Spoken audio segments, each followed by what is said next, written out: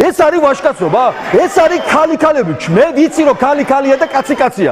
ვისი ოფისიდან გამოდიოდნენ, იმან იცის რომ ქალი-ქალი ვინ არის და კაცი-კაცი ვინ არის? იმას კითხონ ვისი ოფისიდანაც გამორბიან. როგორ შეიძლება ფორმიანი ზურგს უკან მორბოდე სენდი ადამიანს? რა კაცობაა, ბიჭო, რა ვაჟკაცობაა?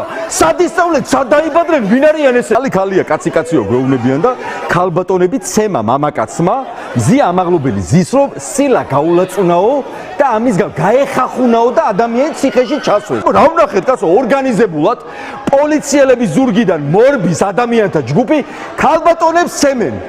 სად არის ღმერთი, როცა ლაპარაკობენ რომ სარწმუნება, სად არის კადრები არის ზუსტად სად არის ეს ნაგავი კაცი თავს როგორ უთხრავს? ეს ეხა თავისუფალი, ეს ჩმორი ეს თან ნახე როგორ გარბის. ეს ნახე გოგოს როგორ უთხრავს და გარბის. ჩვენ კანონს არ დავარღვევთ. ოღონდ ერთი თხოვნა მაქვს თქვენთან. არ გაიქცეთ 4 ოქტომბრამდე. კობახიძეს მიმართავ, კალაძეს, დინარაძეს დაელოდეთ ხალხის განაჩენს, მათ შორის ივანიშვილს. ბიძინა, შენ აი ეს განაჩენები გამოგაკ ხალხისთვის თავპირს რო ალეწავ.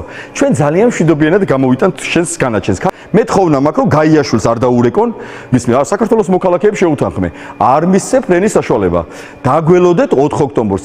აბსოლუტურად მშვიდობიანი ხალხი ვართ, ვინ არ არის მშვიდობიანი, დღეს კიდევ ერთხელ გამოჩნდა. ეს უკანონო, უზნეო, არა ქრისტიანი, არა რელიგიური ხალხი. შეუძლებელი ამათ ღმერთთან, სიყვარულთან რაიმე სიახლოვე გქონდეთ.